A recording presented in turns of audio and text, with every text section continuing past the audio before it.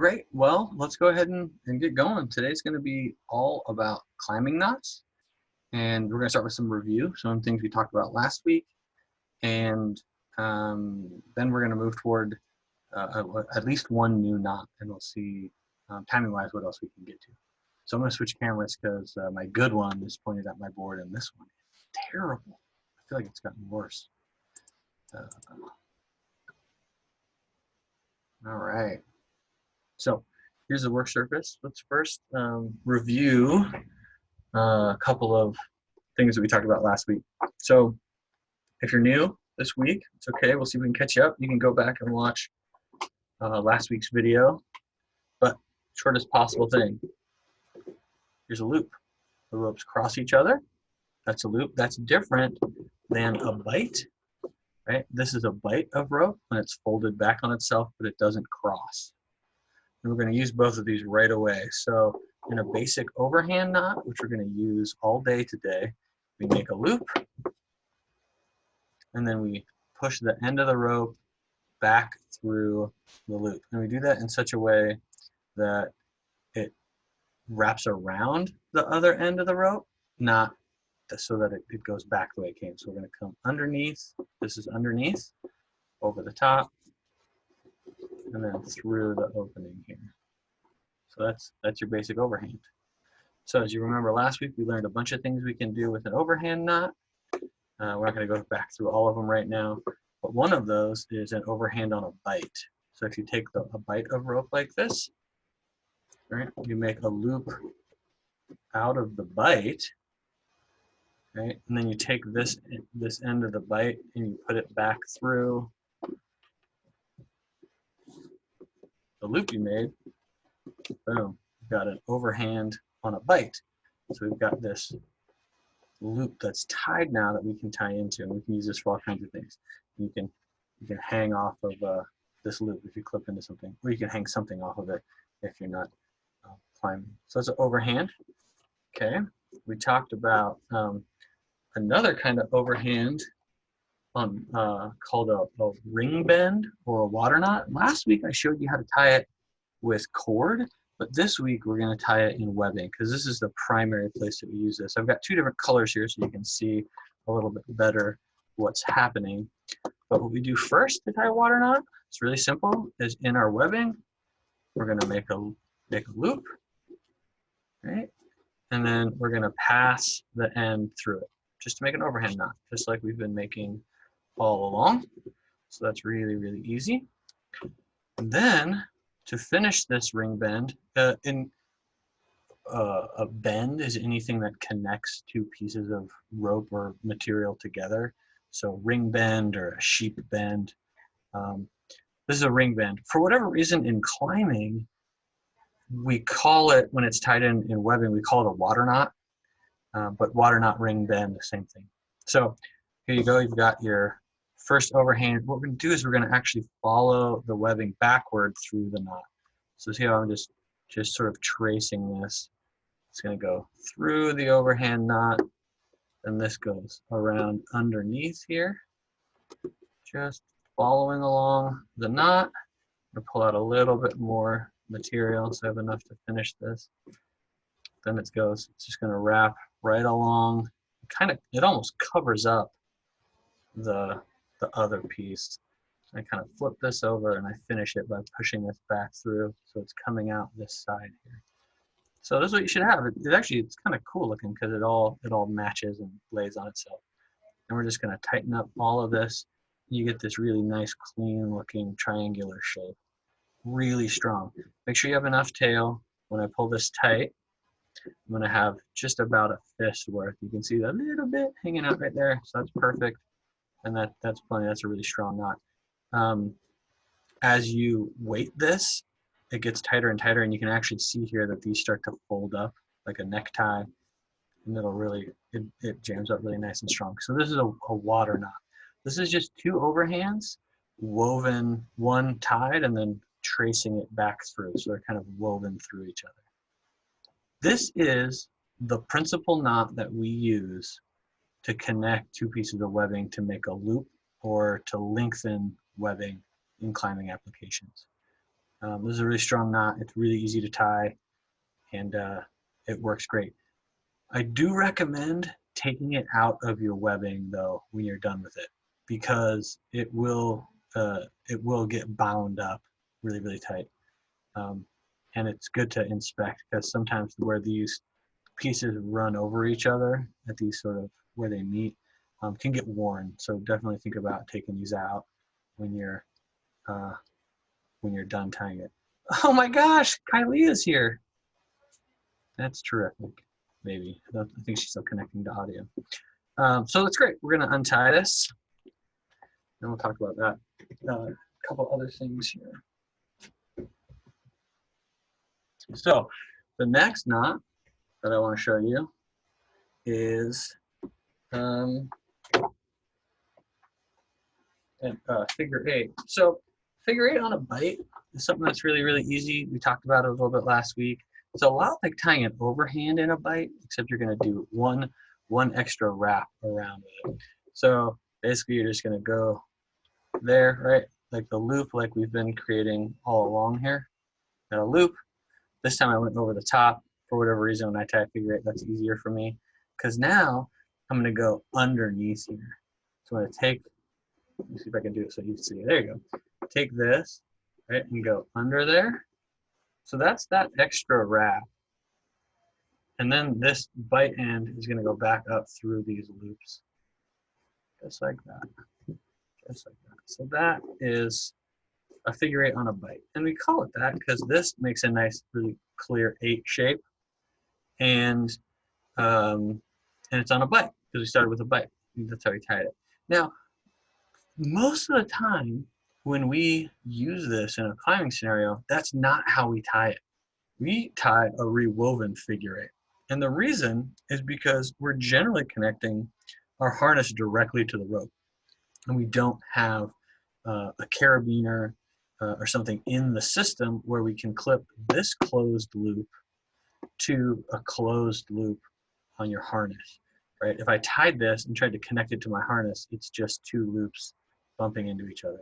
So here's how I tie this. This is the climbing, the top rope, not top rope, any kind of climbing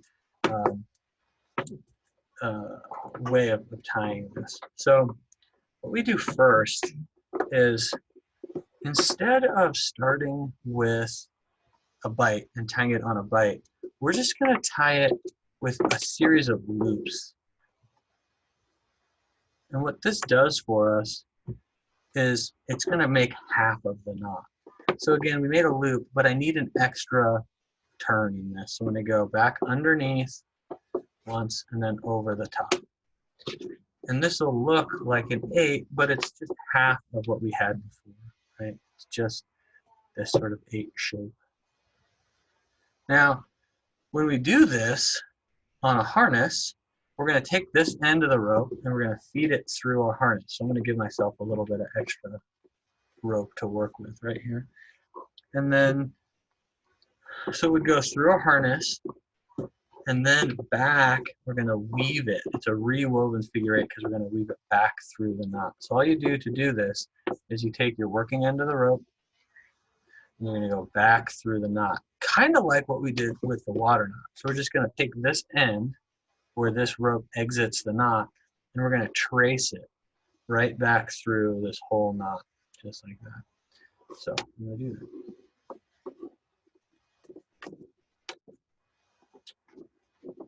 Through, under.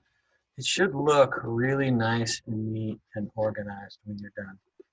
So this is going to go right through, back up through here. So see how I've traced the knot. So they all line up. They're all kind of in pairs through the knot. And then you can pull it tight. I haven't left myself quite enough tail, which in this case is fine because we're not going to climb on it. But you should have, on climbing applications, you have 5 inches or so, which is like if you grab it with your hand again, same thing.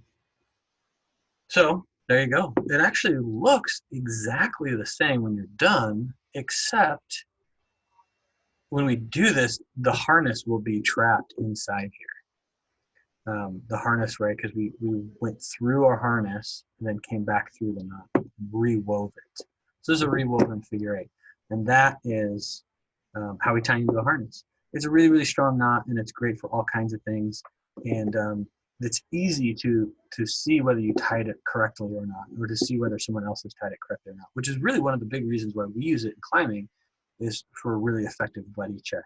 So I can look at that and say, hey, yeah, that's correct. So that's nice. Again, leave a little more tail than that. You don't need to back it up, but you need to have a little bit more tail. Okay, so that's a rewoven figure 8. So that's sort of some review for the most part.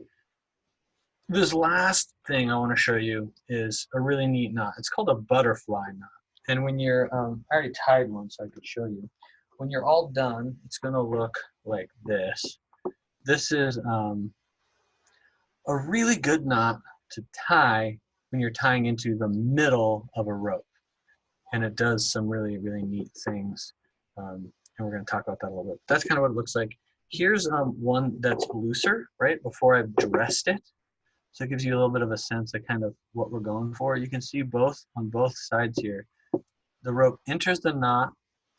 It kind of loops around the guts of the knot, right? So it comes in and loops around there, comes back behind the line, and then goes down into this loop. And this is what you would actually clip into. This is really, really common for alpine mountaineering trips where you've got a couple of people in the middle of the rope. And this is a great knot. This knot is strong if you're hanging from one line, right? It's really strong that way. But also, if these lines are pulled tight, it's still really strong. You can hang have 3 directions of pull on this, and it's still a really, really strong knot and really reliable. So that's why we tend to use it. We also use this knot if we have a problem with our rope. In this case, it's not a real problem, but I've got like a little bit of, say, wear and tear on the rope here.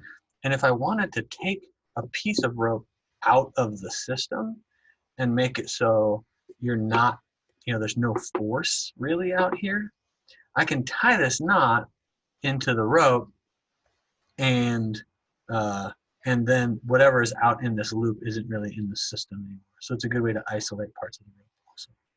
So this particular knot has a trick for tying it, and I'm going to show you that trick because it's easy. It works pretty consistently, and it's the only really consistent way that I know how to tie it anyway. So for me, it's not really a trick. It's the way.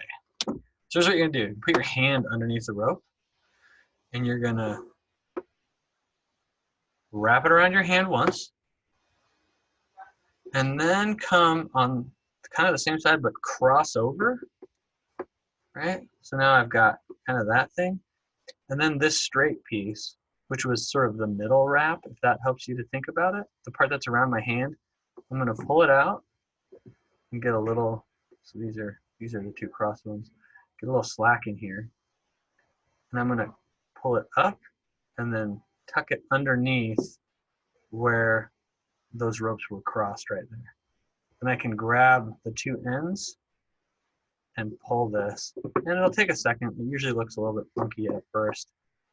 Kind of tighten it up. And that's how you do it. That's how you tie this butterfly. So it's an easy way to tie it. So let me do that. Let me do that one more time. In fact, I don't even need to take this out. I could just tie it further down in the rope. But in any event, put it across your palm, wrap it once, and cross it over. So you've got this nice cross in here. Okay, pull that middle turn, tuck it underneath the rope, and then pull it nice and tight. Moving everything. There you go. So that's your butterfly knot. A great way to tie into the middle of a rope. A great way to isolate a chunk of rope that you're not going to use. And I use this sometimes at home if I'm like hanging something. If I have to hang a sign or a board, I'll I'll run this across the top, and then I'll tie a series of these and clip in them, and it works really, really well, and I think they look kind of neat. It's also pretty easy to move it, so if I wanted to move this knot one way or the other along the rope, it's pretty easy to do that. I can just pull some rope in on this side, and it takes a minute, but you basically are just gonna run that all the way through your knot, and eventually it's gonna come out. Do this. Oh, here we go. It's eventually just going to come out on the other side of the oops. Yeah, it's going to come out the other side of the knot. I went in and it came out the same way, but you can slide it left and right pretty easily. That's a butterfly knot. That's the new one for today. Definitely practice it and let me know if it worked for you. Thanks so much for watching. I'm going to tie this one more time, and then I'm going to get out of here. So I hope you have a really, really nice weekend and a great Easter. And take care of yourselves, all everybody. Stay healthy out there.